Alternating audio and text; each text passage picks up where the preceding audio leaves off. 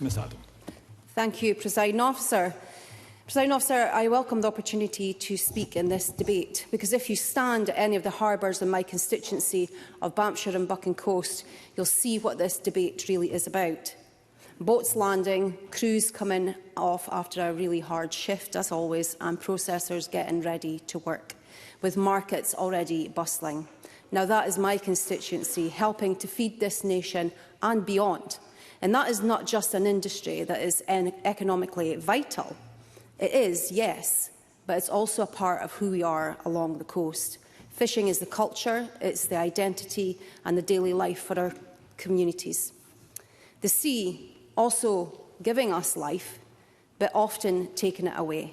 And I pay tribute to those lost working in our vital industry. Presiding Officer, I am shocked at the UK Government's decision to allocate Scotland just £28 million out of £360 million for the Fishing Coastal Growth Fund. And I can't say that I'm actually surprised, though.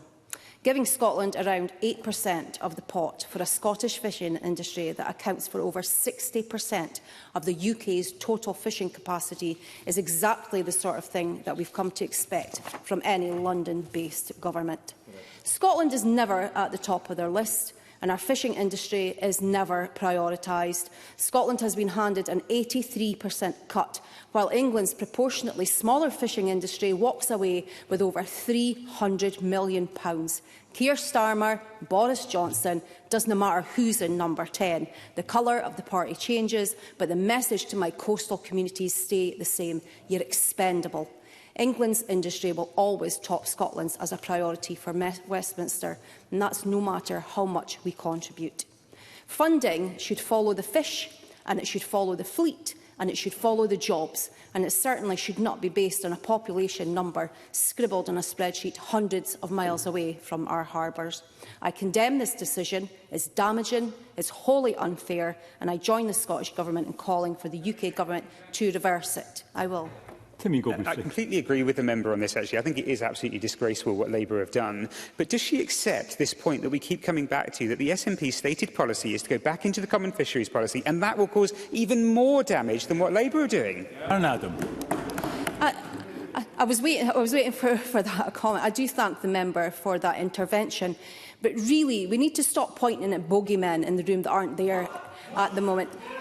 What the Conservatives have done to the fishing industry in Scotland was utter, absolute betrayal and nothing short of it. And they sit there pointing the finger. And no, you can shout from your sedentary position all you want, but you know the damage that, sorry, through the chair, they know the damage that Brexit has done to our fishing industry, and no matter how much finger pointing they do, they can't get away from it. Folk in Fraserburgh, Peterhead, Macduff, Buckie, they know that the work they do is valued, and it should be.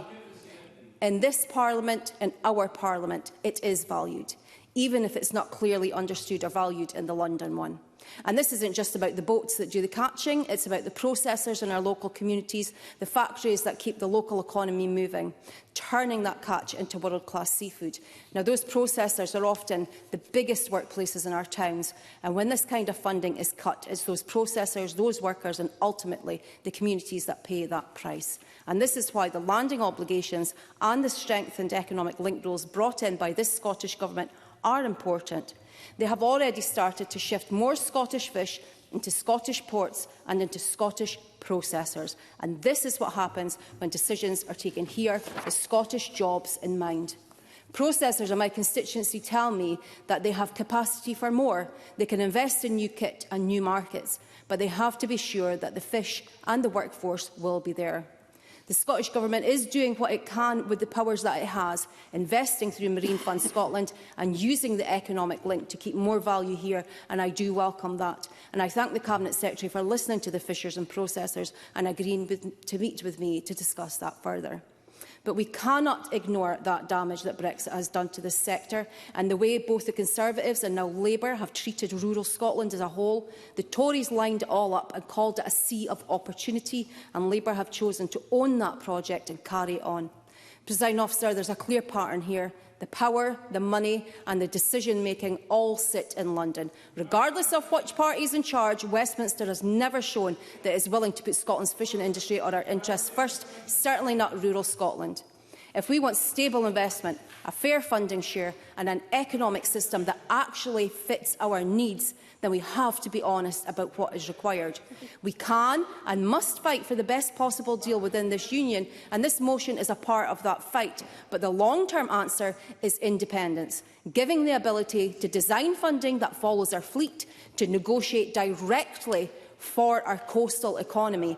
Presiding Officer, rural Scotland feeds this nation, but Westminster starves it. Starves it of fair funding and fair treatment that it deserves. And this is why we need Scottish independence. Thank you.